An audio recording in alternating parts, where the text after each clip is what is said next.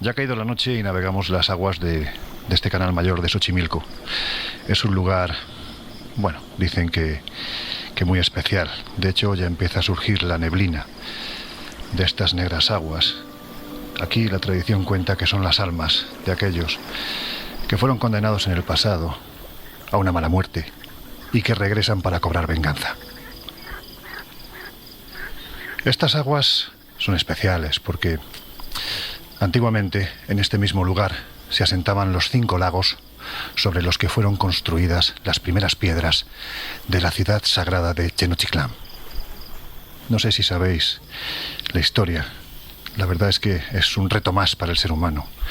Cuentan que en ese pasado, en un tiempo antiguo, los dioses, los viracochas, ordenaron a 2 hermanos, los hermanos Ayar, que ubicaran la ciudad sagrada. Tenían que encontrar una señal. Señal difícil, por cierto. Ni más ni menos que tenían que encontrar un águila devorando una serpiente en lo alto de un cactus. Y así, en un éxodo más de los muchos que sospechosamente se repiten en el pasado, los hermanos Ayar anduvieron durante décadas, siglos, porque ya se sabe que en el pasado casi todo el mundo era inmortal, hasta que por fin encontraron la ansiada señal. Encontraron ese águila devorando esa serpiente en lo alto de un cactus. El problema es que en una vuelta de tuerca más, ese cactus estaba sobre un lago. Y aún así, como el hombre ha demostrado a lo largo de la historia que es capaz de partir nueces con la cabeza, ahí drenaron el lago y construyeron la ciudad sagrada. Y Xochimilco, precisamente, este lugar que estamos atravesando ahora cuando caen las sombras, era uno de esos 5 lagos. Xochimilco, que significa además lugar de la torrentera sagrada. Quién sabe, nunca me he puesto a pensar por qué, pero lo cierto es que ese es el significado. Estamos a punto de llegar a un sitio que he intentado esquivar durante muchísimos años. Ahí está la mezcla de quiero ir, pero reconozco que me ha dado miedo ir. Mis compañeros ya me están esperando allí, así que hasta que llegamos os voy a dejar escuchando una pieza, un relato que nuestro compañero Teo Rodríguez. Vais a entender perfectamente que el sitio en el que vamos a pasar la noche es posiblemente uno de los más aterradores del planeta. ¿Has visto el muñeco nuevo? Sí. ¿Sí? ¿Te gusta? ¿Cómo es?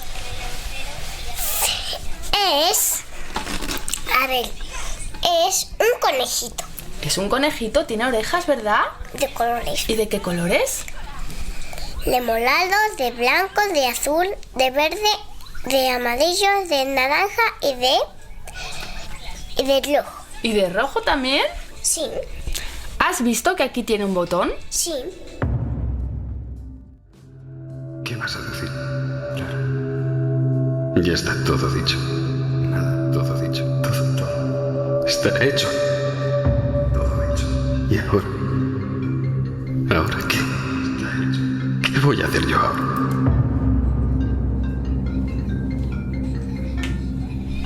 Espera un momento, cariño. Creo que es papá.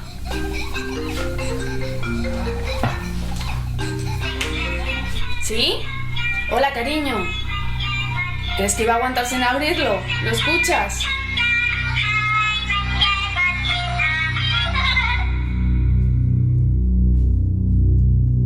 Mi hija.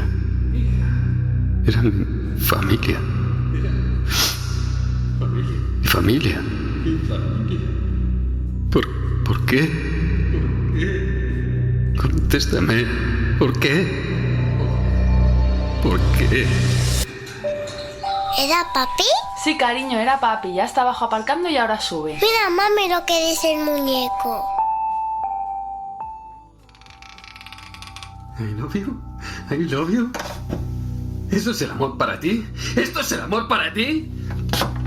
¡Contéstame! ¿Por qué? ¿Por qué a mi familia? ¿Quién eres? ¿Quién eres? ¿Quién cojones eres? ¿Y por qué me has hecho hacer esto? Hace 10 minutos estaba hablando con mi mujer. ¿Por qué? Mira, mamá, lo que dice. Voy a hablar al botón. Mamá dice I love you. I love you. ¿Sabes lo que significa? ¿Qué significa? Adobio, quererse mucho, darse besos. Eso significa I love you. I love you significa te quiero. Sí. El muñeco te está diciendo que te quiere. Y estoy aquí abajo, ¿qué es? Eso no lo toques, cariño, que es la tapa de las pilas. Mami, ¿por qué suena el muñeco si no tiene pilas? Una historia de Teo Rodríguez. Ahí está el pequeño muelle. La barcaza se va acercando. Es una pequeña isla. La llaman Chinampas. Casi es una tierra sin tierra. Es una isla flotante.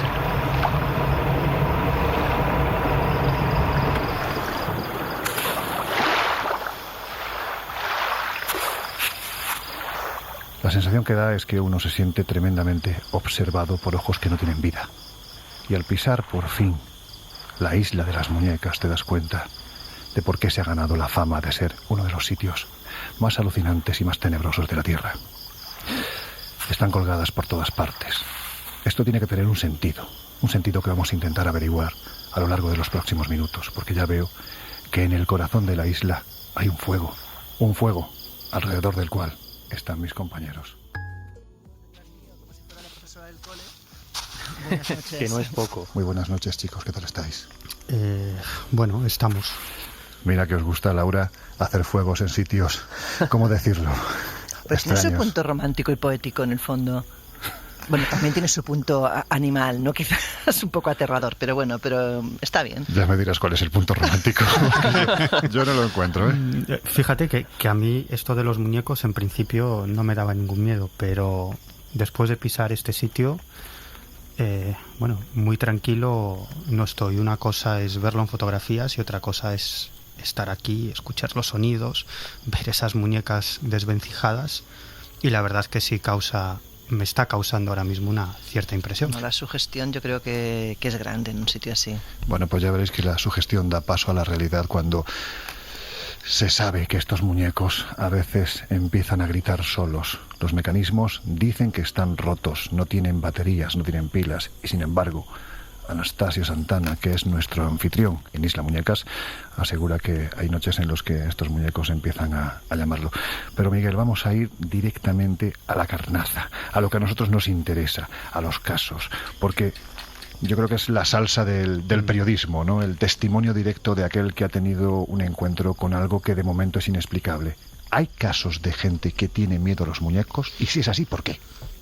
Bueno, muchísimos casos. Podemos entrar en la cuestión psicológica.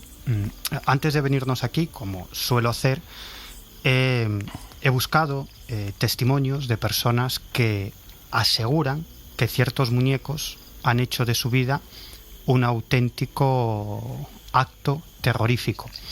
Y después de hablar con toda esta gente, a mí me queda la duda de si realmente detrás de estos casos hay una obsesión o algún tipo de cuestión psicológica, o realmente hay un estímulo real, un estímulo externo, porque como en muchos otros casos extraños de los que tocamos, lo que tenemos es lo siguiente: una serie de testigos creíbles, muy creíbles, que cuentan asuntos absolutamente increíbles. Fíjate, antes de venirme aquí, hablaba, gracias a un investigador, Marcelino Requejo, tenía la oportunidad de acceder a un caso fascinante. Los protagonistas es un matrimonio que vive en una población gallega, en Tui. Ellos se llaman Ernesto y María Jesús. Esto sucedió hace algunos años, en 1996, y resulta que la madre de Ernesto, Elvira, tenía una enorme colección de muñecas, enorme, ¿no? Era la pasión de su vida. Y María Jesús se había enamorado de una de esas muñecas, de su suegra.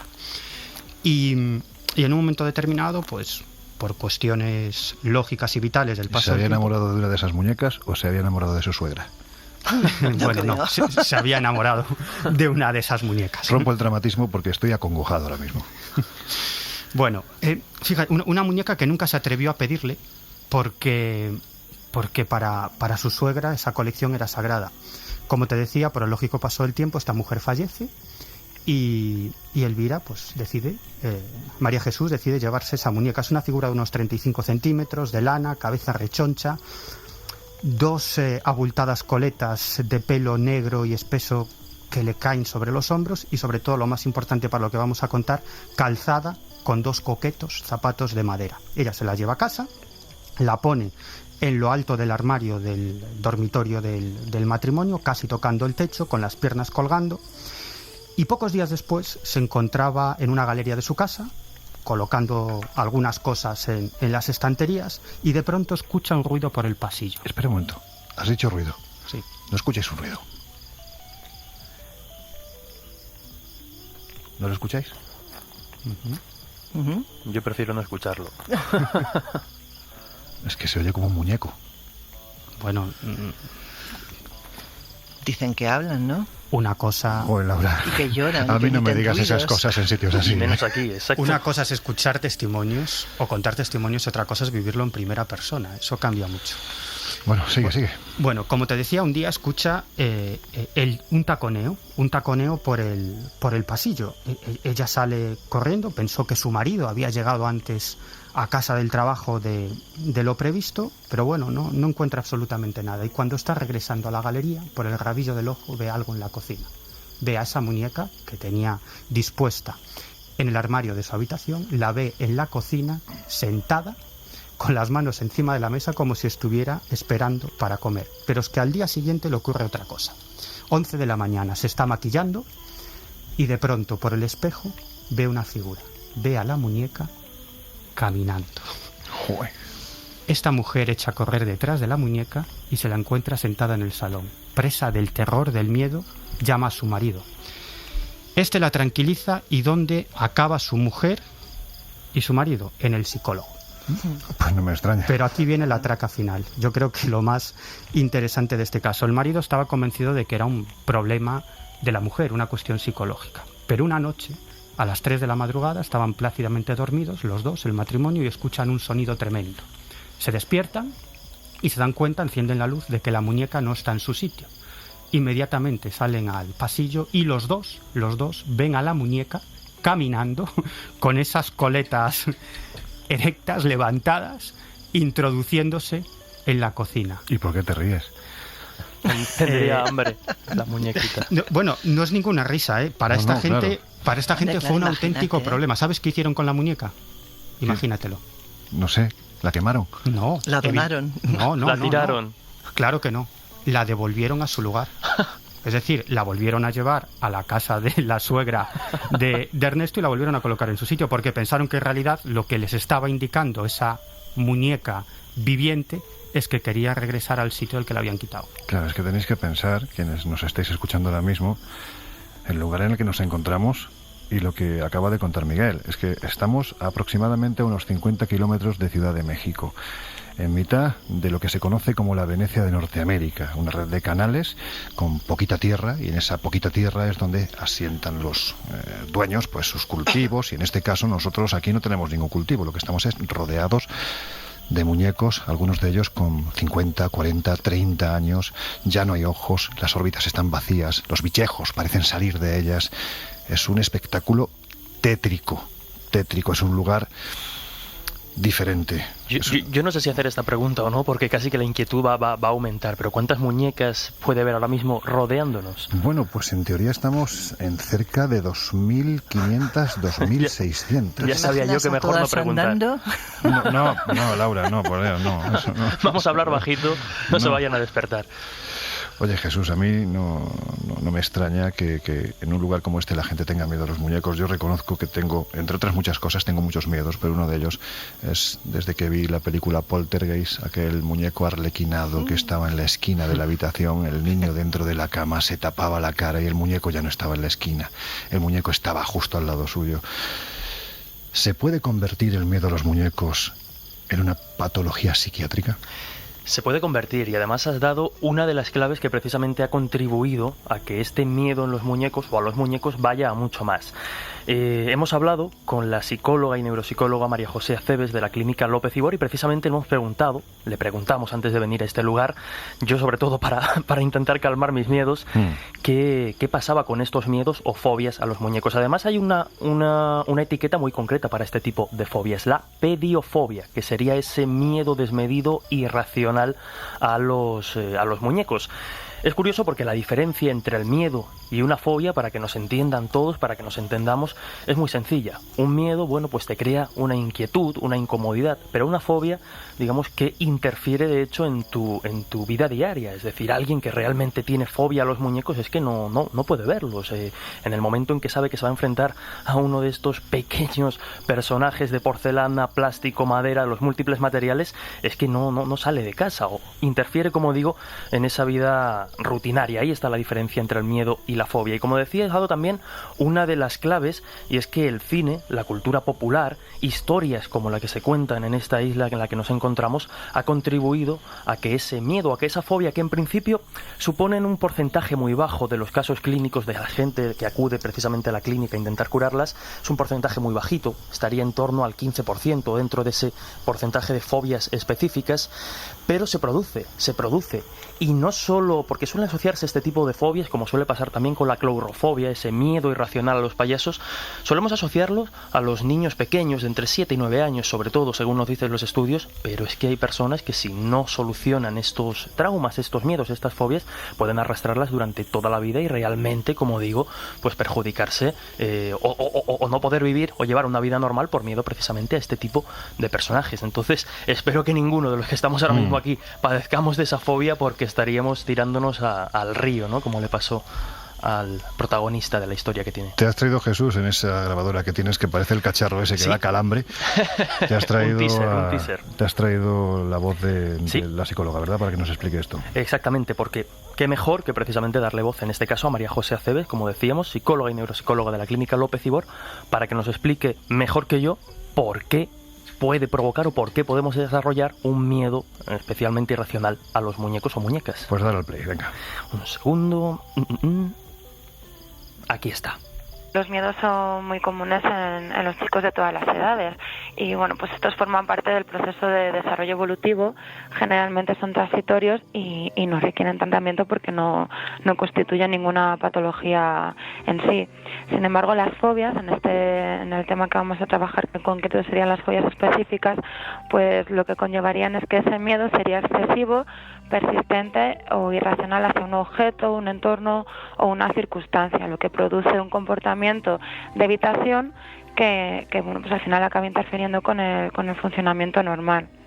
Es decir, que las situaciones o los estímulos fóbicos son evitados y en el caso de que la persona en concreto sea expuesto a ellas o anticipe que pueda ser expuesto, pues inmediatamente va a mostrar respuestas de ansiedad elevadas en mayor o menor medida.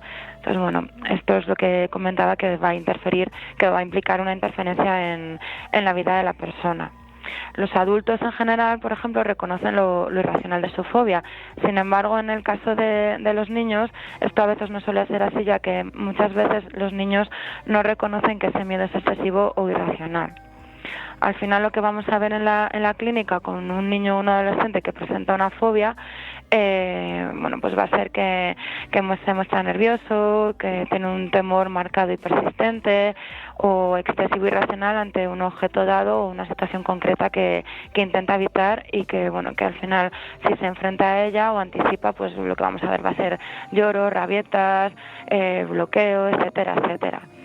Entonces, bueno, todo esto va a conllevar una serie de síntomas somáticos como el temblor, pueden llegar a decir que se marean o incluso a llegar a marearse, que se acelere su latido cardíaco, su respiración y bueno, pues al final esa situación o se evita o si por lo que sea no puede evitarla, pues la conlleva un alto nivel de malestar.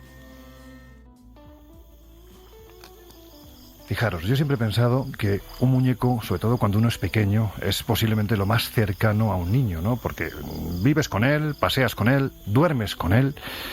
Laura, ¿pueden los muñecos, como si fueran una especie de esponjas, llegar a absorber los sentimientos que se producen alrededor suyo? Bueno, no solo de los muñecos, o sea, yo creo que hemos hablado muchas veces de que muebles, paredes pueden absorber energías, ¿no? Y los muñecos aparte le suman a esa posible captación de energías, esa parte inquietante que representa, pues la representación de un niño, que es lo que es un muñeco, ¿no? Los niños es una cosa que en el mundo del terror siempre genera una especial tenebrosidad, una especial angustia. Si a eso le sumas un ser que parece un niño y que es inanimado y que además pueda estar cargado de una energía y manifestarla, verla, pues bueno, blanco y en botella ya leche, vamos, no, lo siguiente. Sí, en este caso casi leche agria, ¿no? Porque efectivamente. Estamos ante sucesos, bueno, pues que parece que los testigos cuando lo cuentan están contando la verdad. Laura, llegado el caso, esos sentimientos que esas esponjas muñequiles, vamos a decirlo, absorben, ¿pueden llegar a brotar de alguna forma?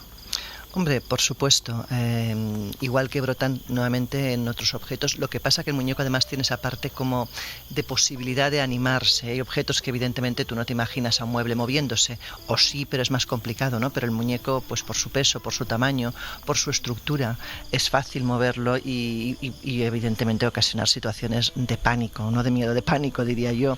Pensemos además que a los muñecos también está vinculado el tema del vudú.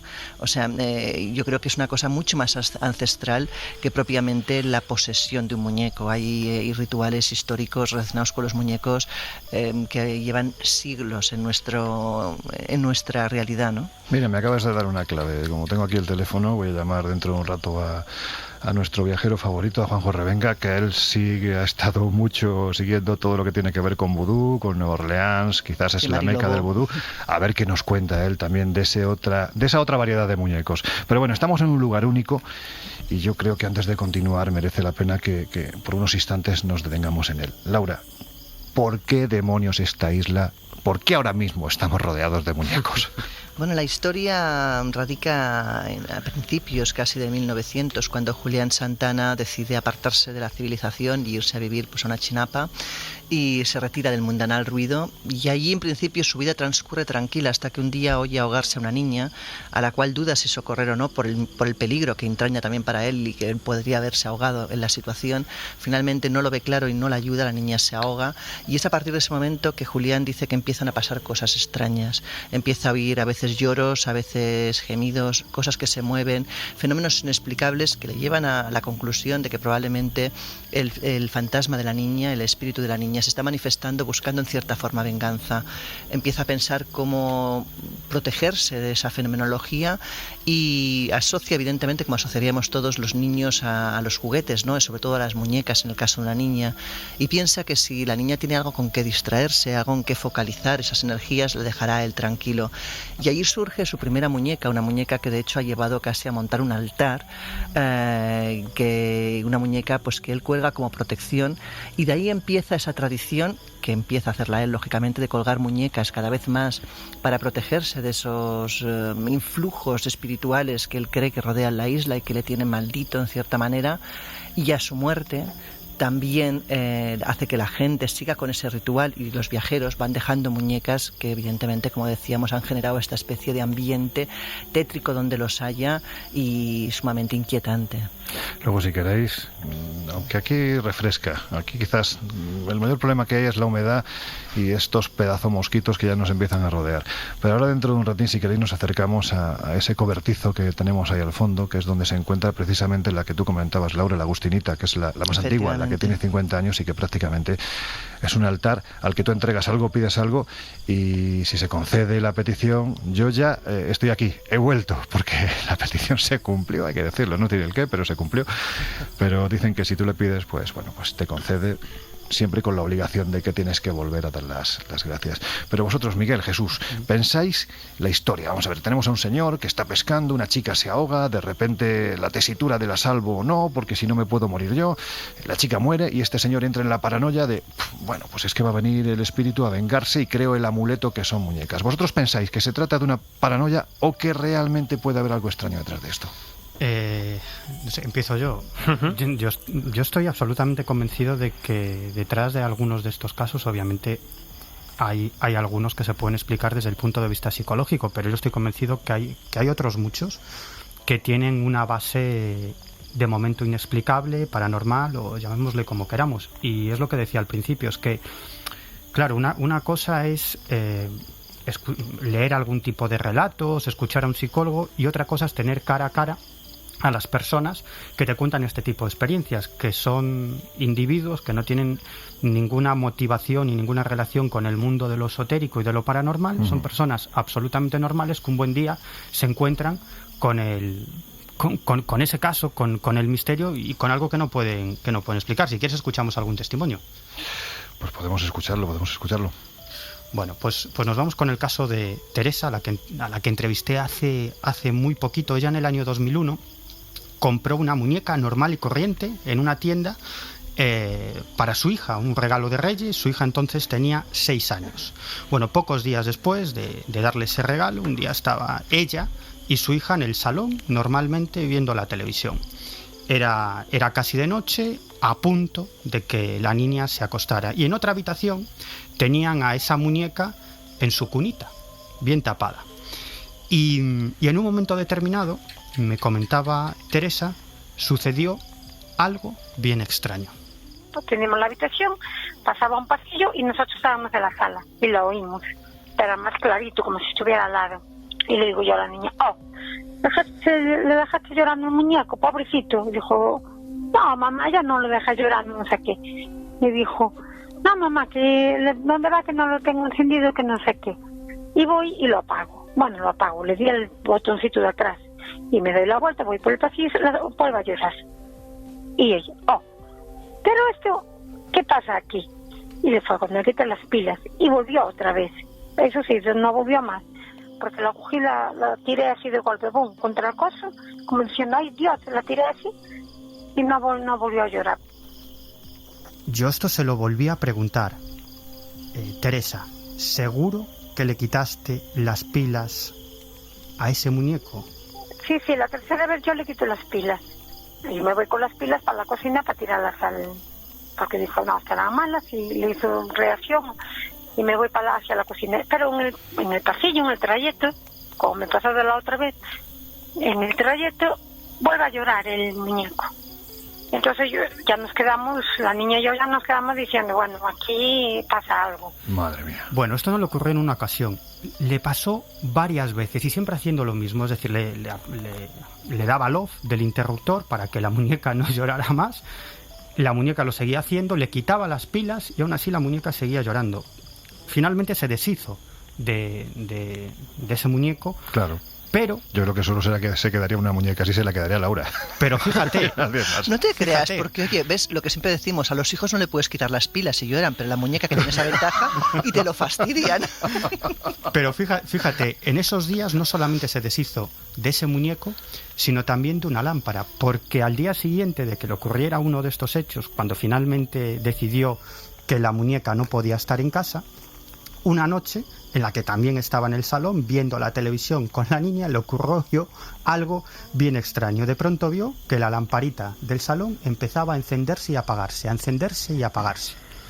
Bueno, ella lo que hizo pues es apagar la luz, ¿no? Dijo, bueno, le dio al interruptor y pensó, bueno, eso es que la bombilla está mal. Pero esa lámpara siguió haciendo lo mismo. Se encendía y se apagaba, con lo cual decidió desenchufarla. Y aquí viene lo más extraño. Después de desenchufarla, esa lámpara no solamente seguía encendiéndose y apagándose, sino que hizo un movimiento extraño, se giró no sabe cómo, y esa lámpara acabó encima de su regazo, haciendo un movimiento muy extraño y tumbándose, como digo, encima de su regazo. ¿Qué hizo? Pues el segundo elemento de su casa del que se libró en pocos días. Mandó fuera de la vivienda esa lámpara. Ahí yo no lo hubiera hecho, hombre. Sí, por el hecho de que aparece en el regazo, pero en todo caso, si tú no enchufas una lámpara y se enciende, con lo cara que está la electricidad hoy en día, pues fíjate que bien, ¿no? Tendríamos... En fin, vamos a poner un poco de, no, además es curioso, de humor, porque si no... Porque claro, nos encontramos con una reflexión, que los muñecos quizá, y lo comentaba antes Laura, ¿no?, sean objetos en los que pueden alojarse determinado tipo de energías, porque aquí se deshace del muñeco, pero siguen sucediendo fenómenos extraños o sin aparente explicación en la casa. Entonces, quizá no nos encontremos ante un muñeco maldito como tal, sino pues ante un fenómeno que aprovechaba diferentes objetos del hogar, ¿no?, para manifestarse. Yo creo que el muñeco no es más que un instrumento. O sea, lo que tenemos ahí es un espíritu, llamémoslo como quiera, que utiliza el muñeco, y si en algún momento el muñeco no le es útil, pues a saber si tiene la capacidad de salir del muñeco y interactuar con otras cosas. Bueno, lo que está claro es que estamos alentando a quienes nos están escuchando a que tengan muchos muñecos en su casa. Me da la sensación. Oye, Laura, que me estoy imaginando que aquí viene la parte terrible. ¿Cómo termina la historia de Julián Santana? Porque este hombre, por lo que se ve, estuvo casi 50 años viviendo en este lugar. La gente, bueno, pues le llamaba la atención el hecho de ver esta isla llena de muñecas. Cuando llegaban aquí los turistas, pues casi se veían obligados, conociendo la historia, a dejar un muñeco, y así la isla se fue llenando de uno, de otro, hasta los más de 2000 y pico que tenemos hoy en día. Pero, ¿cómo termina la historia, Julián? Pues termina casi de la forma que empieza. Termina cuando un día su sobrino encuentra el cuerpo de Julián ahogado, teóricamente, luego veremos que no fue ahogado, que fue por un paro cardíaco, pero justo en el mismo lugar exacto donde había muerto la famosa niña. O sea, realmente parece como que, además él contaba, en algunos lugares encuentras la historia de que él contaba que había una sirena marina que le perseguía por los canales y que continuamente venía a buscar su alma. Esa es una de las cosas que en algunos lugares se lee sobre la historia, ¿no? Y parece como que esa sirena marina finalmente se apoderó del alma de Julián y le llevó al punto de partida, el lugar donde debería quizás haber muerto muchos años atrás. ¿Sabes lo que me contó Anastasio, el sobrino de Julián, hace unos días, cuando estuve por aquí la ocasión anterior? ¿No? Pues me decía que cuando su tío está pescando, con 80 y pico años ya, tú cuando entras en la isla habéis podido ver que hay dos cruces, una negra y una blanca. Uh-huh. La negra es la cruz de Julián, la blanca es la cruz de la niña ahogada, lo que te demuestra que los dos murieron en el mismo sitio. Julián estaba pescando y de repente empezó a entonar una canción y dijo textualmente: ¿qué será ese pecezote que parece que viene a por mí? Anastasio está convencido de que la sirena era el espíritu de la niña que por fin cobraba su pago. Posiblemente. Y no solo eso. A Julián, por lo que tú y yo hemos hablado en alguna ocasión, lo encontraron ahogado en la laguna y rodeado de muñecas. Dicen que se lo llevaron. Esa es la sensación que da, ¿no? Como que tenía una deuda pendiente, algo que tenía que llegar tarde o temprano. Pues fijaros, ¿no? Anastasio, que vive en la isla, que es el actual dueño, que ahora mismo, por eso estamos hablando un poquitín más bajito, porque el hombre está durmiendo muy cerca de aquí. Yo no sé cómo se atreve a vivir aquí, la verdad, pero él dice que bueno, pues que pese a que Julián ya murió hace más de 10 años, sigue percibiendo la presencia de su tío. Y así nos lo comentaba hace unos días. Vamos a escucharlo en este cacharro que tengo yo aquí, a ver si funciona. Bueno, mi tío Julián, él platicaba que en 1950, donde está la entrada, se ahogó una muchacha. Entonces la joven venía a espantar o a penar y mi tío aquí sembraba sus plantas, sus flores, sus verduras y lo espantaba. Antes de ir a la más antigua de todas, a ver a la Agustinita, a ese altar que tenemos ahí al fondo, si queréis poneros en contacto, tenemos varios medios, ¿no? Estamos en Twitter, @coleinvisible, y también tenemos un mail, elcolegioinvisible@podiumpodcast.com. Ahí nos podéis enviar lo que queráis, casos, comentarios, sugerencias, lo que os dé la gana. Como veis, nos gusta todo lo que tiene que ver con el misterio, y el misterio es tan amplio como que va desde las fronteras de la historia hasta las fronteras de la ciencia. Ahí cabe de todo. Yo reconozco que hablar de muñecos malditos es hablar de un tema que se mueve en esa línea entre lo irrisorio y lo terrorífico.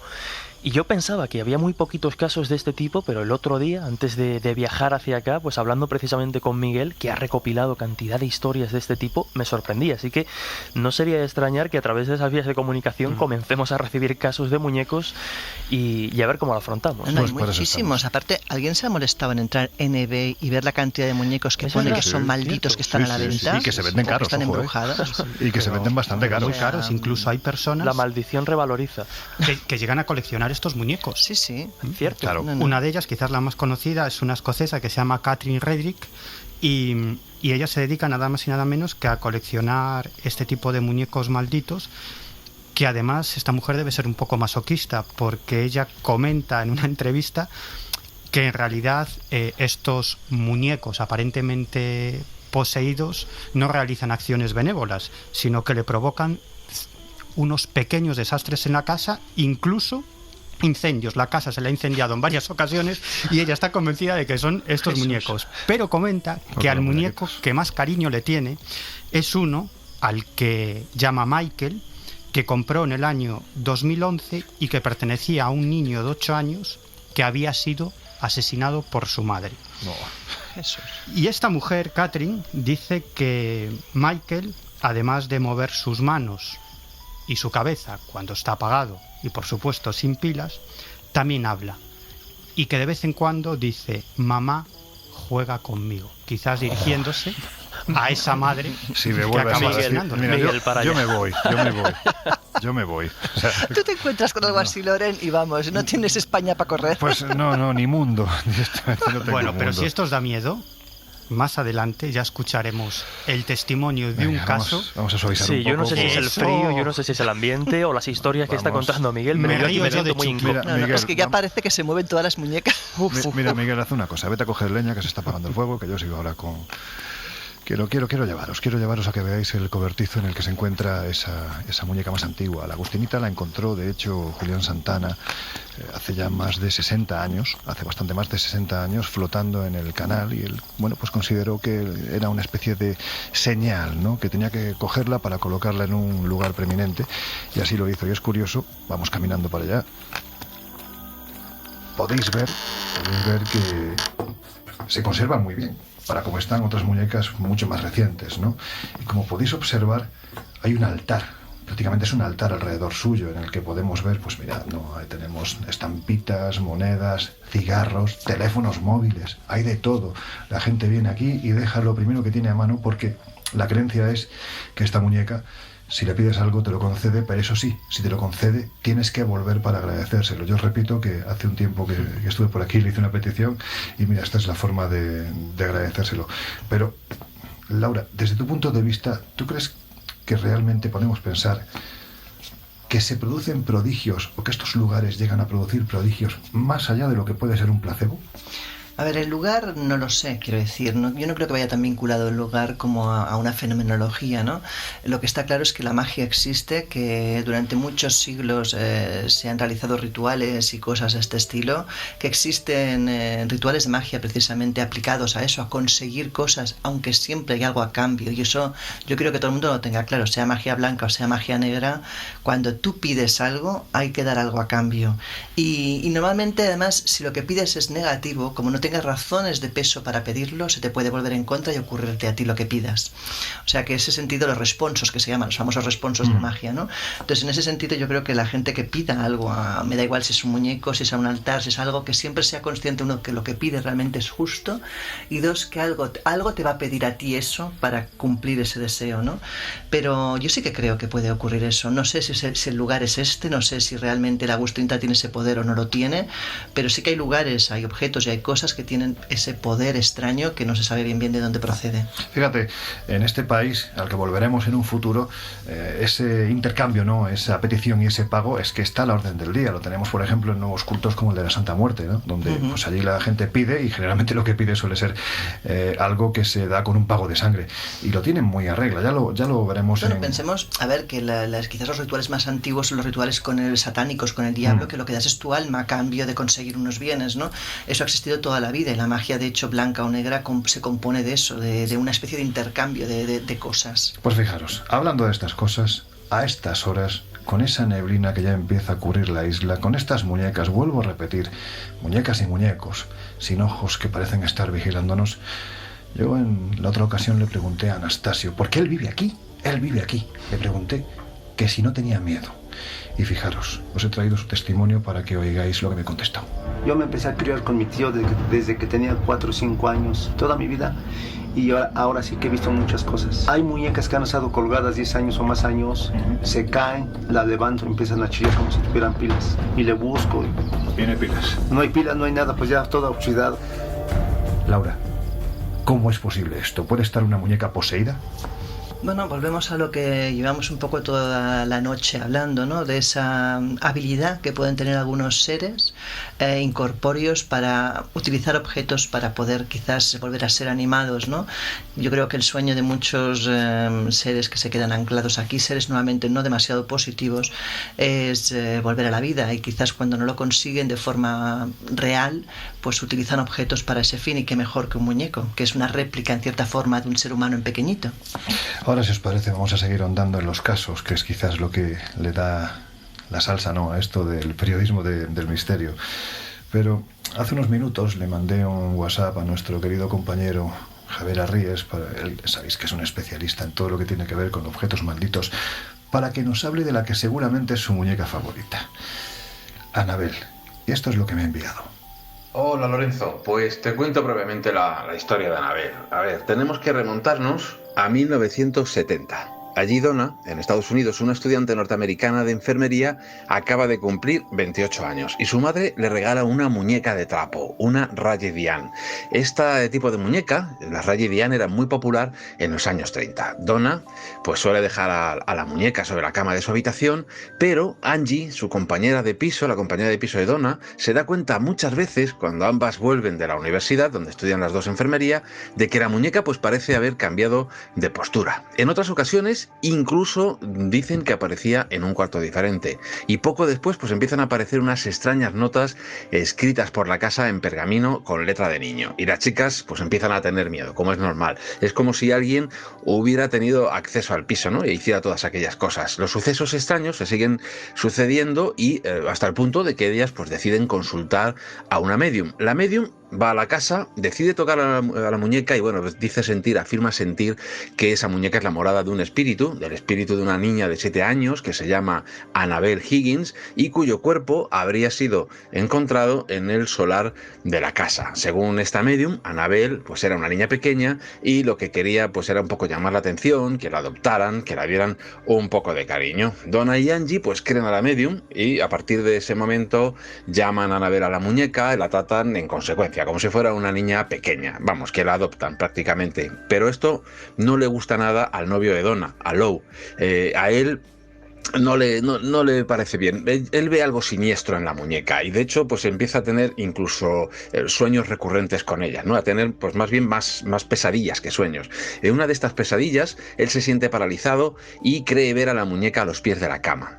La muñeca salta en un instante después sobre su pierna y empieza a reptar lentamente sobre su cuerpo hasta que llega a su garganta y según Lou intenta ahogarle, a sofocarle. El caso, bueno, pues acaba llegando después de otras muchas peripecias, acaba llegando a oídos de Ed y Lorraine Warren, esos famosos parapsicólogos estadounidenses que se han ocupado de muchos casos que han dado lugar a muchas películas. Los Warren llegan hasta la casa, se personan allí y bueno, la versión de ellos, una vez que ven todo el caso, pues difiere mucho de la primera medium. Según ellos, lo que hay allí en realidad es una entidad demoníaca que intenta manipular a la muñeca y engañar a los jóvenes. Vamos, que Annabel es un invento de esa entidad demoníaca. El objetivo final de esta entidad habría sido poseer a Donna o a alguno de los jóvenes con consecuencias funestas. Los Warren dicen que probablemente alguno de ellos hubiera muerto si no llegan a llegar ellos antes. El caso es que se llevan la muñeca a casa de los Warren, en un viaje muy accidentado en el que el coche, los frenos del coche y la dirección empiezan a fallar y Ed Warren llega a tener que parar el vehículo y rociar a la muñeca de agua bendita. Ya una vez en casa, dicen los Warren que la muñeca cambia de postura y según afirman, pues que aparece también en estancias diferentes hasta el punto de que llegan a encerrarla en una urna en forma de casa, con una carta del tarot, el arcano número 15, que es el arcano del diablo, y un letrero que pone en el cristal no abrir bajo ningún concepto. Y bueno, pues allí sigue encerrada en la casa museo de los Warren, en Connecticut, y allí van a visitarla muchos visitantes, ¿no? Y algunos dicen, se han llevado más de un susto creyendo ver que la muñeca pues se movía. Y esa, pues a grandes rasgos, es la historia de Annabel. Lorenzo, ahí te dejo un abrazo grande. Hasta luego. Annabel, objetos malditos, museo de los Warren. Jesús, lo cierto es que Annabel no es la única, ¿no? ¿Quién es Robert? Pues precisamente, como dices, Annabel no es la única, y si Annabel ha sido la última muñeca maldita en hacerse popular, seguro que hablando de esta cuestión, ¿quién no recuerda a Chucky, el muñeco diabólico? Dios. Pues tiene relación con el muñeco o con la historia real del muñeco que vamos a contar. Me preguntabas por Robert, y efectivamente Robert también tiene una historia de travesuras y trastadas a sus espaldas. Un muñeco que además tiene ya más de 100 años y sigue siendo la pieza más visitada, en este caso, del East Martello Museum en Key West, Florida. Hay que remontarse a 1900, cuando nace Robert Eugene Otto, el hijo pues de un matrimonio el pequeño de 3 hermanos además, y que decían pues que era un niño un tanto introvertido, un niño que no solía relacionarse pues muy bien con los niños de su edad y de su entorno, y la niñera, que además, dependiendo de la versión, nos encontramos con que puede tener diferentes nacionalidades, pero siempre que nos profundizamos en la historia y en la leyenda de lugares exóticos donde el vudú, donde la santería, donde este tipo de rituales tienen un peso importante, pues decide hacerle un muñeco con el que Robert establece una relación, podríamos llegar a decir, insana. Estaba todo el día con el muñeco, comía con el muñeco, jugaba con el muñeco lo llevaba a todos lados. Lógicamente esto a los padres les acaba preocupando y no saben muy bien por qué. Al final a la niñera la acaban despidiendo. Dicen que en la construcción de este muñeco de madera, con una sonrisa plana, con 2 ojos, con 2 botones por ojos en este caso, y al que el propio Robert vestía con su ropa, de hecho a día de hoy nos lo encontramos en este museo vestido de marinerito, un traje que pertenecía al propio Robert Eugene, pues dicen que en la construcción o a la hora de realizar este muñeco se habla, y esto se mueve un poco a medio camino entre la realidad y la leyenda, que podrían haber utilizado diferentes elementos, entre ellos, por ejemplo, introducir, más allá de la lana que rellena este muñeco, pues introducir huesos, pequeños huesos de animales, introducir también una piedra o un cristal que, bueno, pues dentro de esa ritualística podría tener algún tipo de ente o algún tipo de maldición asociada, pero el caso es que, yendo más allá, centrándonos en esta relación que evoluciona con Robert y su muñeco, el niño de entrada, digamos que él se quita, y esto es importante, él se quita parte de su nombre, al muñeco lo llama Robert, y él, a partir de ese momento, dice que a él lo llamen Eugene o Jean. O sea, ya le está entregando una parte muy potente de su personalidad, es decir, su propio nombre, le está dando parte de su propio nombre a ese muñeco. Tú sabes que en los ritos del pasado, especialmente cuando hablamos de países como Egipto, ¿no?, que es donde nace toda la sabiduría esotérica, podemos decir, el nombre era la representación del alma. Si, por ejemplo, en un templo el cartucho, que era lo que representaba el nombre, se borraba, el alma desaparecía. Pues aquí estaríamos algo parecido, por tanto, porque le está dando parte de su alma. Como digo, la historia evoluciona y esa relación de Eugene y Robert, el muñeco, va a más. Los padres dicen que de repente lo ven hablar con él y que ya no saben muy bien si el muñeco respondía o era el propio Eugene el que ponía voces para crear esa conversación con el muñeco. Los criados, los asistentes del hogar de esa enorme mansión que a día de hoy se conoce como la casa del artista, por la profesión que más tarde pues desarrollaría Eugene Otto, dicen que también escuchaban voces, risas de niños, correteos de pies pequeñitos, que de repente, si al muñeco lo dejaban en una posición o en un lugar concreto, al volver a la habitación se lo encontraban cambiado de sitio o en otra posición. Bueno, la historia sigue. Robert, en este caso Robert Eugene, el niño crece, se hace mayor, se va del hogar, se va a estudiar a París, a Nueva York, estudia arte, se convierte en un artista más o menos reconocido, de ahí, como decía, el nombre que a día de hoy tiene esa mansión, la casa del artista. Incluso conoce a una mujer, a Annette Parker, la que se convertirá en su esposa, y años después vuelve a esa casa que lo vio nacer y a esa casa donde se había quedado el muñeco Robert. Bueno, lo recupera del desván donde estaba atrapado. Dicen que la madre, incluso después de que Eugene saliera del hogar, pues sigue siendo testigo de algunos fenómenos y decide encerrar al muñeco, aunque parece que pierde fuerza al no estar el niño presente en el hogar. Vuelve, lo recupera, y en un principio la que ya era su esposa, Annette, lo que ve como una excentricidad de artista, lo que ve, pues bueno, un recuerdo de la infancia, ve que esa relación insana que Jean tenía con el muñeco de pequeño parece recuperarse con los años, y sigue llevándolo a todos sitios, centrándose en el muñeco de forma, pues desde luego, inaudita. Los fenómenos siguen produciéndose y lo instalan en el desván, en la parte de arriba de esta mansión. La leyenda con los años fue creciendo, porque los vecinos que pasaban por la casa decían que veían al muñeco de repente en una ventana y luego lo veían en otra, que incluso cambiaba la expresión del rostro, como con una risa pícara. ¿Pero es parte de la leyenda o realmente lo veían? La gente, los testigos, dicen que lo veían. Con lo cual no es una Los leyenda. vecinos decían que se le veía pasear por la casa cuando no Exacto. estaba nadie en casa. Exacto, cuando Fíjate. la casa estaba abandonada. Finalmente, por ir resumiendo, porque la historia desde luego tiene mucha tela que cortar y nunca mejor dicho, finalmente en 1974 Jean Eugene Otto fallece, y dicen que Annette, la esposa, que fallece 2 años después, sigue siendo testigos de este tipo de fenómenos que describían ya no solo los vecinos, ya no solo los empleados del hogar, ya no solo el propio Robert y su esposa, sino que, bueno, la leyenda crece. La casa es trasladada y aquí hay varias versiones.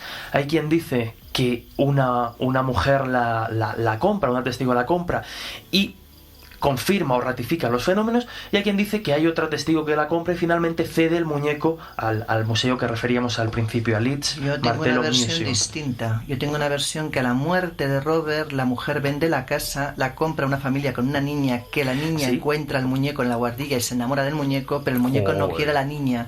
Y la niña empieza a gritar cada noche que el muñeco se le tira encima diciendo que la quiere matar. Efectivamente, esa es una de las versiones. Y además hay una cosa que se me había pasado por alto, que es muy importante, porque claro, cuando el muñeco ponía todo patas arriba, o supuestamente ponía todo patas arriba, Eugene lo tenía muy claro: ha sido Robert. Y ese se ha convertido casi en una expresión popular en la zona de Key West: ha sido Robert. El muñeco es trasladado al museo, ahora mismo se expone en una vitrina, y dicen que sigue haciendo de las suyas, porque al haberse convertido en la pieza más importante o más visitada de este museo, hay mucha gente que quiere fotografiarlo, pero dicen que quien intenta fotografiar a Robert sin pedirle permiso, pasan 2 cosas. En un primer momento la fotografía aparece velada y es incapaz de sacar al muñeco. Y por otro lugar, hay gente que dice que se lleva una especie de maldición, vamos a decirlo de esta manera, y que para quitársela de encima han de volver y pedir disculpas a Robert. El muñeco además ha entrado en el siglo XXI porque lo podemos encontrar en su cuenta de Twitter, le han creado una propia cuenta de Twitter y Facebook al muñeco, y la gente, pues ya digo que en esa vitrina nos encontramos a Robert rodeado de cartas, rodeado de mensajes, pidiéndole que le dejen fotografiarlo, y algunos disculpándose por haberlo intentado sin pedirle permiso y haberse llevado esa pequeña maldición.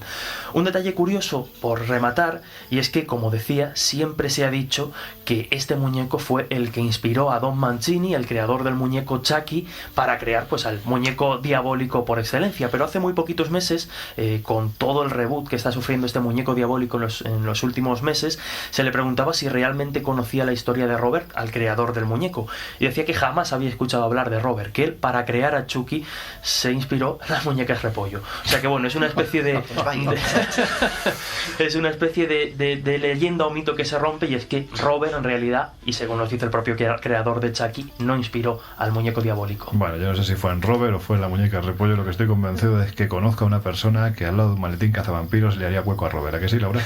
Posiblemente. Eso si viene encerrado en una vitrina para que no hiciera nada. Bueno, ya sabéis que a nosotros, a este grupo de viajeros, nos gusta el testimonio, porque pensamos que como periodistas nuestra palabra, lo digo así de claro, no vale nada sin la fuerza de un argumento. Y en este caso, en el Colegio Invisible, iba a decir el Colegio Diabólico, fijaros si estoy sugestionado por el lugar donde estamos. Es que da miedito. Sí, en el Colegio Invisible nos gusta mucho ofreceros estos argumentos en la voz de quienes realmente lo han sufrido. Miguel, dale, pero piensa que Anastasio me ha dicho que a las 2:30, 3 tenemos que irnos. Así que tenemos poco tiempo. Casos. Pues la verdad es que no sé por dónde empezar, porque... Pues por ejemplo, a mí bueno, me gusta... Me hablaste de un tal Carlos Castro, que me parece que es un caso... Vamos a empezar por eso. La verdad es que he recopilado tantos testimonios antes de venirme que no sé ni por dónde empezar. He elegido algunos que me he traído aquí en el teléfono móvil, y si quieres, por empezar... por uno muy impresionante. Yo creo que esa historia de Robert, de la que hemos hablado, y de otras muñecas y muñecos, yo creo que se quedan cortos comparados con este caso, que es absolutamente desconocido, y estoy seguro que es uno de tantos. Por eso animo... Pues te agradezco que avises, Miguel, porque yo casi que me voy ahí. animo a los que nos están escuchando. ¿En mitad de la laguna? Sí, no, se va con la bustinita, que le está mirando. A que nos envíen más sucesos de este tipo, porque estoy convencido de que hay muchos. Tenemos que retrotraernos hasta el año 2014. Esto sucede en un piso de Lugo, concretamente de la avenida de Fontinias. Allí vivía un joven llamado Carlos Castro, y habitualmente acudían a ese domicilio dos de sus mejores amigos, Sergio y Kevin. En el caso de Kevin se daba una circunstancia, y es que este hombre le tenía auténtico pánico a los muñecos, así que decidieron gastarle una broma y decidieron comprar un muñeco, colocarlo en la casa, hacerle entrar el primero y ver cuál era su reacción al encontrarse con el muñeco nada más abrir la puerta. ¿A dónde se fueron? A comprar ese muñeco, en este caso una muñeca, a un bazar chino. Y aquí viene el primer elemento extraño.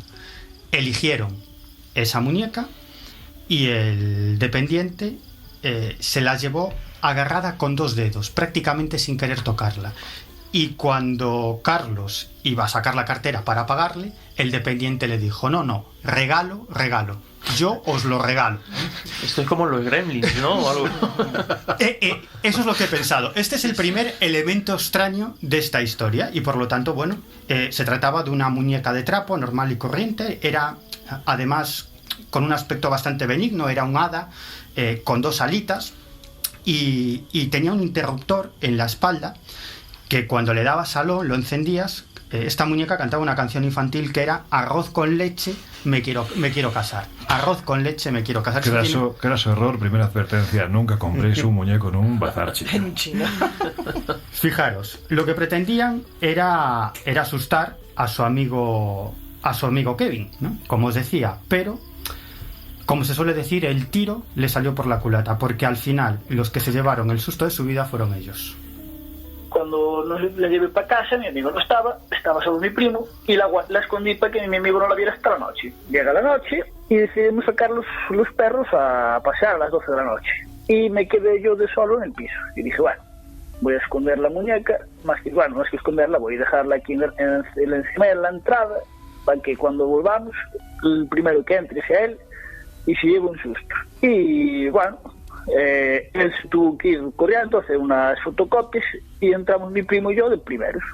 Y cuando abrió mi primo la puerta dijo: aquí no hay nada. Claro, yo estaba desconcertado del todo, entré para adentro y dije: hostia, pero ¿dónde está la muñeca? Y resulta que cuando abro la puerta de mi habitación, la muñeca de trapo estaba sentada en el cabecero de la cama, inclinada mirando hacia mí, hacia lo que es la puerta. Mi primo salió corriendo, yo me quedé paralizado del terror. Vino mi amigo, pensó que era una broma. Bueno, Carlos es sevillano, ¿no? Sí, es sevillano. Se nota mucho, ¿no? Se nota mucho que es sevillano. Bueno, este es el principio de esta historia, porque claro, entraron en pánico y lo que decidieron es pues guardar la muñeca en el armario. Pero aquí viene ese elemento del que hablamos anteriormente, que es esa cancioncilla. Lo advertías tú antes: nunca te compres una muñeca que repite cierta cancioncilla, porque de pronto se dieron cuenta que esa muñeca empezaba a cantar: arroz con leche, me quiero casar, arroz con leche, me quiero casar.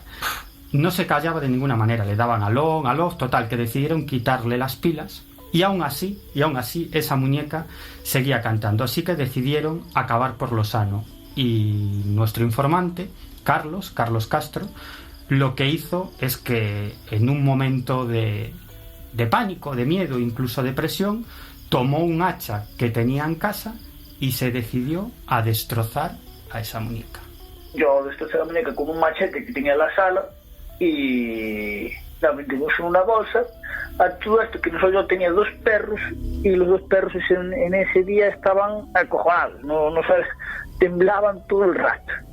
Cuando fuimos para la cocina, después de ello que yo la destrozara, la metimos en una bolsa y fuimos para la cocina. Y salimos los 3 de la cocina al pasillo a hablar, uno detrás de otro. Vamos a ver, hay que pensar, porque esto no es normal, esto no puede pasar. Y cuando volvemos, vemos que la muñeca que estaba dentro de la bolsa, y la bolsa estaba en mitad de lo que es la cocina, se había movido la bolsa hacia debajo de la mesa como si hubiera intentado salir de la bolsa. Entonces yo arranqué con la bolsa, estábamos en la sala y abrimos la bolsa de basura, y estaba la muñeca enterita. Yo la había destrozado, pero estaba la muñeca enterita otra vez. Claro, con la cabeza mirando hacia arriba, yo me asusté, le pego una patada a la bolsa, casi le doy a mi primo la cabeza con la bolsa, y salimos de allí corriendo, tirar la basura, la bolsa con la muñeca dentro. Bueno, eso es lo que cualquiera de nosotros haríamos. Ante esta circunstancia, lo que haces es decir: bueno, pues ya no quiero saber nada más de esta muñeca. Va a la basura, efectivamente. Salieron a la calle, tiraron esa bolsa con la muñeca en su interior al contenedor Y se fueron a dar una vuelta para tranquilizarse. Y después de una media hora, 3/4 de hora, regresaron a casa. Ilusos, se creían que todo había acabado. Y volvimos al piso y nos encerramos en la sala y dijimos, a ver, hay que pensar porque esto no es normal, esto no tiene que tener una buena explicación. Y bueno, yo tenía una lata de Coca-Cola en la mesa y cuando fui a levantar la lata de Coca-Cola estaba el ojo de la muñeca debajo del culo de la lata. Entonces yo entré en un shock, me quedé totalmente ausente. Y en ese momento escuchamos el roce de 2 cuchillos en el pasillo. Claro, nosotros miedo no, teníamos el siguiente nivel de miedo. Bueno, salió mi amigo Kevin al pasillo para mirar si había alguien o si nos estaban haciendo una broma, pero no había nadie. Yo, claro, no podía dormir, yo estaba asustadísimo. Saltaban las luces se apagaban de golpe, era un show la casa. Bueno, fíjate, Miguel, que estamos aquí un poco entre la tensión por lo que está contando y la risa por la forma de expresión tan natural, que yo creo que es lo que realmente hay que valorar, ¿no? La naturalidad del testigo que te cuenta, claro, te cuenta la historia tal y como la ha vivido. Ni más ni menos. Y además me costó que al final se decidiera a contar esta historia porque, hombre, obviamente es un tanto absurda, pero es algo que lo ha dejado marcado de por vida a él, claro, y a sus amigos. Es decir, no se lo toma como una broma, sino que algo que ha influido mucho en su vida y lo ha convertido en una persona mucho más miedosa. Bueno, como nos explicaba Carlos, a partir de entonces su casa se convirtió en un auténtico show. Las luces se encendían y se apagaban, las puertas se abrían y se cerraban solas, incluso pegando unos estruendos absolutamente increíbles, ruidos de todo tipo, y este hombre no podía dormir. Así que sus amigos lo que decidieron, por lo que pudiera pasar, es quedarse con él al menos 2 o 3 noches, como digo, por lo que pudiera pasar. Yo ahí en ese momento yo estaba bastante mal por todo lo que había pasado y decidieron, mi primo y mi amigo decidieron no dejarme solo. Entonces mi amigo dormía en el sofá, yo no dormía, o sea, yo era como decirte, como un lemur, yo estaba todo el día despierto.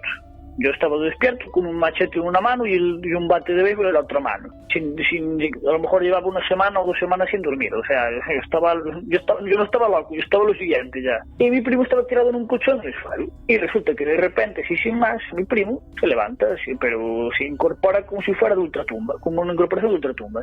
Y yo lo empecé a llamar, Sergio, pero nada, él no contestaba. Se pone de pie, se va andando hacia la puerta y de repente la puerta, que estaba cerrada sin que nadie la toque, ¡pum!, se abre sola. Sale mi primo, dobla la esquina y la puerta, según sale él, se queda arrimada, se vuelve a arrimar. Claro, yo vi eso, yo me asusté, mi amigo estaba durmiendo, lo empecé a despertar, que está poseído, yo le dije, está poseído. Sergio está poseído. Según nos vamos acercando, mi amigo empezó a llamarlo, Sergio, y nada. Y según nos vamos acercando a la puerta, yo con el bate de béisbol en la mano, se abre la puerta de golpe, pero con muchísima fuerza. Se abrió la puerta, pero con una fuerza brutal, y justo antes de llegar a la pared, se frena, como si alguien la agarrara. Y salió mi primo doblando esquina, pero como si nos fuera a atacar. O sea, ancho, intimidante. Entonces yo, a la vista de eso, yo cogí el bate y casi, no lo maté de milagro.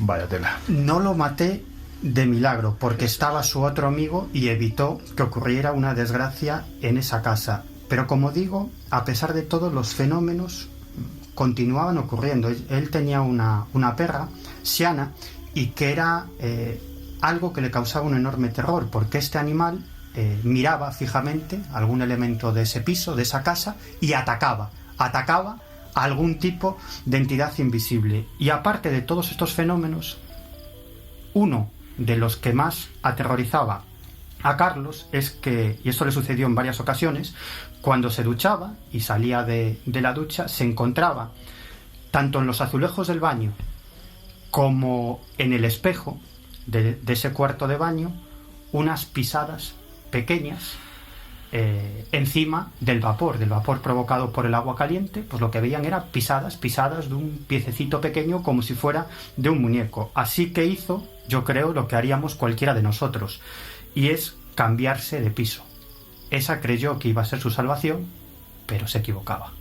Y en este piso, cuando me estaba instalando, estaba yo solo en el piso con mis perros, y de repente, pues, como que empecé a notar algo muy extraño en el piso. Y vi los perros que estaban mirando para lo que es el pasillo, muy fijamente. Yo asomé la cabeza, pero no vi a nadie, y los perros, cogí un perro, lo eché para el pasillo y salió corriendo otra vez para la habitación. Claro, yo cogí un palo y dije, hostia, a ver si va a haber alguien o algo. Y yo fui andando hacia el medio del pasillo, y según llego a mitad del pasillo, noto como si me soplaran por detrás de la nuca y una risa de una chica, como de una niña. Y en ese justo momento se apagan las luces, saltan los plomos, mira, me fui corriendo por todo el pasillo, me pego una hostia con todos los muebles hasta que llega la caja de luces, encendí las luces y, bueno, una locura. Joder. Fijaros, Carlos me comentaba que él había sido capaz de superar todo esto. Ya había pasado algún tiempo, dice que de vez en cuando tenía pesadillas, recordaba todos estos sucesos, pero que él creía que yo lo había superado. Todos, excepto un suceso que todavía recuerda como si fuera ayer, porque esa fuerza terrible, ese elemento o esa energía extraña, nada más y nada menos que Carlos y sus amigos están convencidos de que acabó con una vida, la vida de un perro, de un cachorrillo que había adoptado recientemente. Y cuando volvimos, pues mi perro, que estaba a las ventanas totalmente cerradas de la galería, pues no sabemos cómo, acabó estampado desde un quinto piso. El piso estaba totalmente cerrado y las ventanas estaban cerradas de la galería, no podía salir, no podía saltar, vamos. Tenemos muchos más casos, pero los traeremos en próximos podcasts porque realmente yo creo que merece la pena y porque además la vinculación de los muñecos también con el tema de los objetos malditos, que yo creo que habrá que tocar seguramente, es muy, muy estrecha. Estamos hablando de muñecos más o menos recientes. Quizás los más antiguos que estamos tocando son precisamente los que nos rodean aquí, ¿no? 50, 60 años como mucho. Pero el muñeco tiene una antigüedad mayor dentro del rito y dentro de lo que es esa parte más oscura de la religión. Me imagino que ya os imagináis también a la vez, valga la redundancia, que estamos hablando del vudú. El vudú es una religión con más de 7.000 años. Dicen que es la más antigua de la historia de la humanidad. Y si hay un experto y un viajero que ha investigado este asunto hasta la saciedad, es nuestro querido amigo Juan José Revenga, al que, si os parece, le voy a llamar por teléfono. Sí, aunque aquí es tarde, allí son unas cuantas horas menos, y que nos cuente un poquito qué es esto del vudú, de los muñecos, la importancia en el ritual, a ver qué dice, ¿vale? Perfecto. Mira que se está durmiendo. Hola Loren, muy buenas, ¿qué hay? ¿Qué pasa, Juanjo? Hombre, perdona que te llame a estas horas, pero es que estábamos... Sin problemas. Ya lo sé, contigo ni problemas.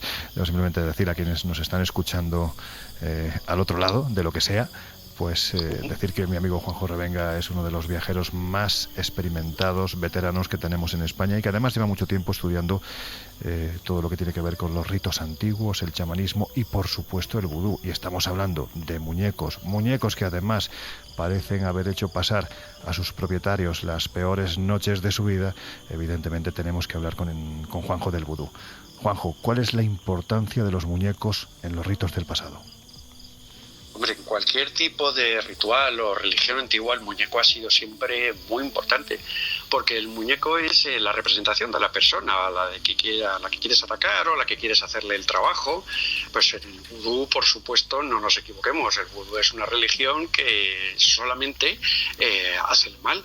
Hace el mal porque te hablan de que hay muchos vudús, el vudú bueno, el vudú congo. No, señor, el vudú es la religión más antigua del mundo, que tiene 7.000 años de antigüedad y se dedica a esto. Y para eso una de las cosas fundamentales es el muñeco, igual que en otras religiones caribeñas como el palo mayombe o cualquier religión afrocubana se trabaja también con muñecos. El muñeco es la representación de la persona a la que queremos atacar o hacer el trabajo o hacer el mal. Yo creo, Juanjo, fíjate, cuando se habla de vudú, normalmente nos viene a la cabeza exclusivamente ese muñequito al que atravesamos con agujas, más grandes o más pequeñas, dependiendo del daño que queramos hacer a la persona. Pero el vudú es algo más, ¿verdad?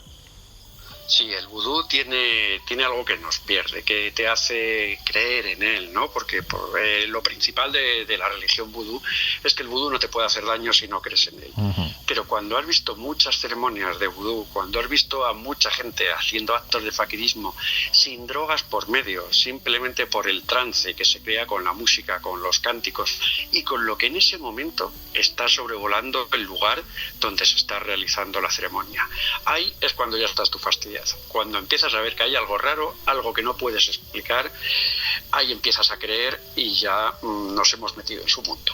O sea que podemos decir que en este caso el vudú hoy en día, en pleno siglo XXI, sigue siendo tremendamente efectivo. Hombre, tú fíjate, a Haití siguen viajando, eso lo he visto, lo he visto yo, he visto a grandes ejecutivos americanos que viajan a Haití para hacer rituales de vudú, para subir en su trabajo, para promocionarse, y van a hacer trabajos a Haití. Serán buenos, serán malos, pero vamos, yo te puedo contar solamente una experiencia real, vista por mí, sentida por mí en una ceremonia vudú.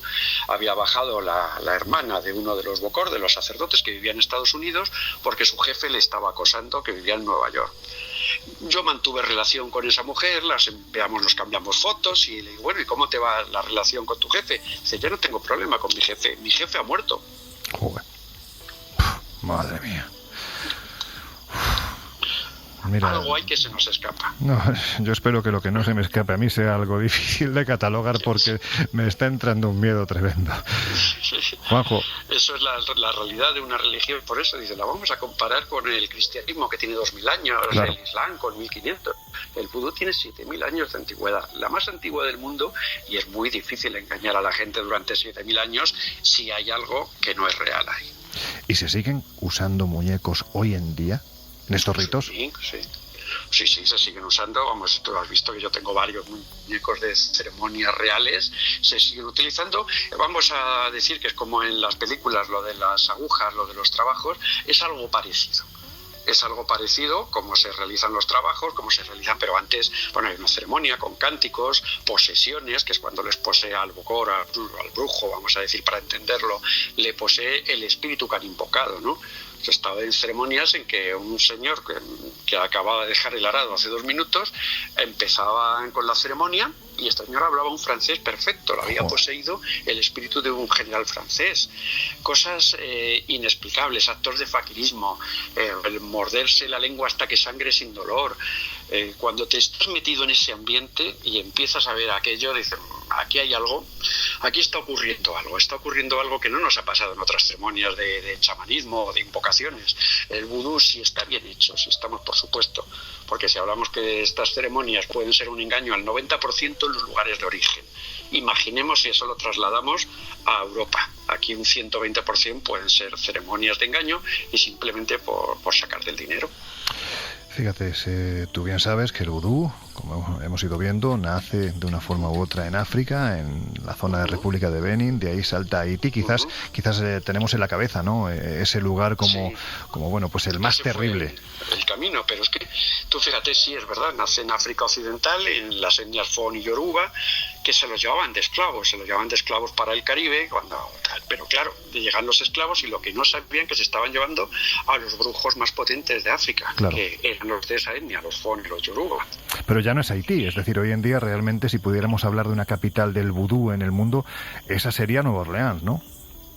Nueva Orleans se ha mantenido y sobre todo porque han seguido aumentando y ha seguido el rito, las creencias, han seguido aumentando. Los esclavos fueron los mismos, los que llegaron a las plantaciones de algodón y los que crearon allí la religión afroafricana, el vudú, pero además le añadieron una cosa muy importante, el odio al hombre blanco. Juanjo, no te voy a entretener más, que es tarde, pero sí, no quiero quedarme con una curiosidad. Tú tienes muñecas auténticas que se han utilizado, que son muy antiguas. Sí. No me digas que no te ha apetecido en alguna ocasión ponerlas en práctica. Hombre, eso pues como los libros, los grandes libros de conjuros auténticos que sabes que tengo y también has visto, esos libros, pues muchas veces sí tienes la tentación, pero es que en este mundo lo mejor es no tocarlo, porque todo vuelve, y te lo dicen los brujos, tal, ya lo sabes, que todo mal que hagas vuelve pronto. No hay ningún brujo mayor, ningún brujo de más de 50 años, todos mueren muy jóvenes. Pues es un sabio consejo de un viajero experimentado. Juanjo, que nos vemos en España, que no te entretengo más. Un abrazo muy fuerte, amigo. Igualmente, gracias a ti, Loren. Hasta luego. Chao, hasta pronto. Bueno, pues vudú, muñecos... Se podría hablar tanto y tanto de este asunto. Mira, hace poco estuvimos en Escocia, que volveremos en un próximo podcast, y oímos hablar de los ataúdes de Arthur Seat. ¿Recuerdas, Laura? Efectivamente. No se sabe bien a qué responden, si eran muñecos de vudú, si eran representaciones de gente asesinada por los asesinos de la zona. No se sabe bien qué eran, pero son unos ataúdes miniatura con una especie como de muñecos perfectamente vestidos y recreando figuras humanas. Es una cosa bastante curiosa que quien vaya a Edimburgo lo puede ver en el Museo Nacional de Escocia. Es llamativo pensar que esos muñecos tengan alguna vinculación con el vudú en un país tan, en principio, lejano de donde nace el vudú, como es la República de Benín, o donde se desarrolla hoy en día, que puede ser Norteamérica, Nueva Orleans. Pero el caso es que ahí está, y como tú bien dices, Laura, hay quien lo asocia a esos dos asesinos, Burke y Hare, ¿no? Los que se dedicaban a robar Dicen cadáveres. Que podría ser representación de eso, de los ¿verdad? 17 muertos por culpa de ellos, pero también es muy extraña porque se encontraron en una cueva, parece lo que dices tú, como muñecos de vudú, y cada uno en su ataúd, es como muy macabro. Doy fe que es macabro. Doy fe de que es muy macabro. Bueno, chicos, en conclusión ya, porque tenemos que marchar. El bueno de Anastasio nos ha dejado hasta una hora y hay que dejar la isla. Iba a decir en soledad, pero esta isla me da la sensación de que nunca se queda sola. Conclusión, ¿por qué demonios tenemos miedo a los muñecos? Bueno, yo como en todos estos fenómenos extraños en los que nos movemos nosotros, trato de buscar una explicación, y siempre en primer lugar una explicación lógica. Estoy seguro que en muchos casos, como decíamos anteriormente, se pueden explicar convenientemente desde el punto de vista psicológico. Pero otros quizás no. Y me pregunto, ¿por qué sucede esto? Bueno, hay una teoría muy extendida en el campo de la parapsicología, de la que Laura nos podría estar hablando horas y horas, que es la teoría de la impregnación. Es decir, que aquellos elementos muy cercanos a cada uno de nosotros acaban impregnados, digamos, por nuestra energía vital, por llamarlo de algún modo, igual que los lugares donde habitamos. Quizás ciertas personas que han tenido una relación muy estrecha con ciertos elementos, y en este caso de lo que estamos hablando es de muñecos, por alguna razón o por algún motivo que todavía no nos podemos explicar, han impregnado esos muñecos de su propia personalidad.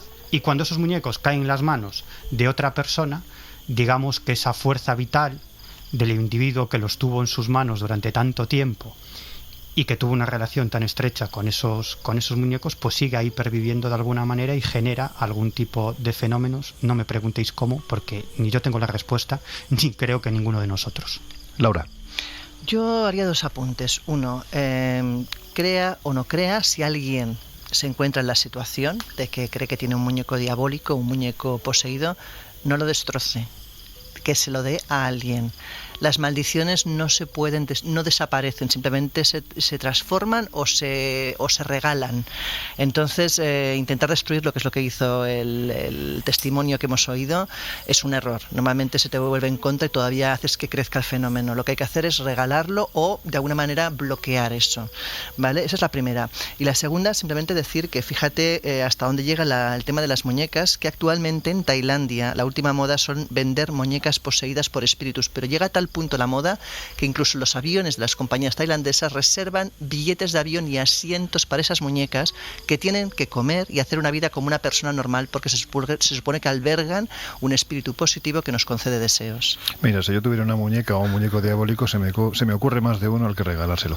Jesús, conclusiones. Yo quizá para calmar un poco los nervios y el propio miedo que tiene uno al estar en un ambiente como en el que estamos, voy a tirar un poquito más por el autoconvencimiento racional y voy a decir que muchos de estos casos, lógicamente, lo que hay es un amplio componente cultural, ya no solo remontándonos a películas o acontecimientos recientes como Annabelle, el muñeco diabólico, sino que al final pues todo lo ritualístico que acompaña a los muñecos desde la época más remota, casi desde que somos humanos y se empezaban pues a perfilar figuras antropomorfas, se ha reflejado, se ha canalizado una especie de energía, una especie de complicidad también entre determinadas personas, los niños, gente que después ha tenido también pues una relación o una química precisamente con esos muñecos importantes.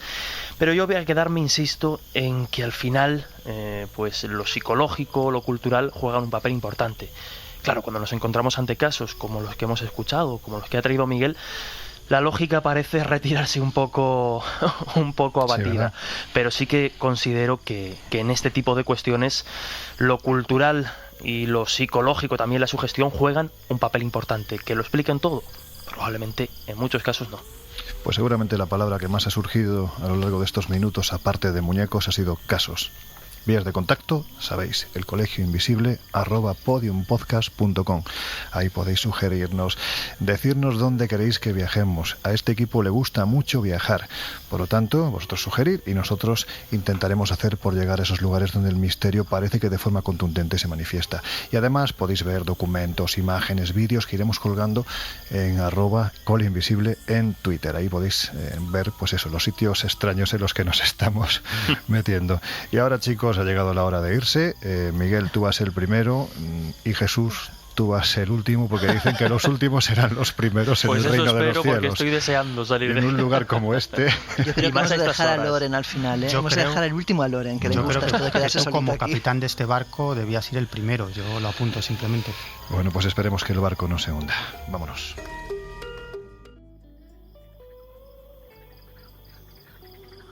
Hace un par de años, dos chicas jóvenes, quizás llevadas por la inocencia, por el escepticismo o por la irreverencia, visitaron la isla y se llevaron una muñeca de expresión triste. Casi habían venido a regañadientes. Uno de los amigos que formaba parte del grupo estaba alucinado con el lugar y llevaba años diciendo que quería venir. Y ellas, que seguramente pensaron que un sábado por la tarde había mejores cosas que hacer, decidieron vengarse robando una muñeca. No sabían que apenas 2 semanas después tendrían que regresar.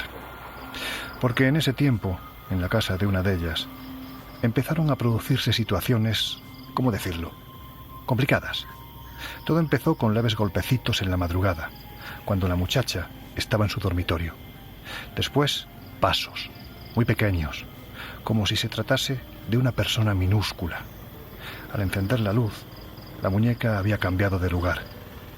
De este modo ella empezó a oír el paso de la noche, con los ojos muy abiertos y la mente centrada en el péndulo del viejo reloj. Así fue hasta que la última madrugada, a eso de las 3, los pasos se aceleraron. Algo golpeó un tarro que había en la estantería, haciendo que cayese con estrépito al suelo. Y después se hizo el silencio. Cuando la chica, aterrada, encendió la luz, la muñeca no estaba donde la había dejado. En realidad, no estaba en la habitación. O al menos eso creía, porque al desplazar las sábanas para meterse intranquila en la cama, observó que la extraña criatura se encontraba con la cabeza recostada en la almohada, con los ojos mirando al infinito y esbozando una siniestra sonrisa. No os diré que al día siguiente la devolvieron al lugar. Regresó a entregar la muñeca que había sustraído de aquí. La conclusión que podemos extraer es que, aunque no creamos en estas cosas, lo evitaremos, llegado el caso, ser protagonistas de las mismas. Cerramos las puertas del Colegio Invisible. Nos volvemos a oír dentro de 15 días. Que seáis muy, muy felices.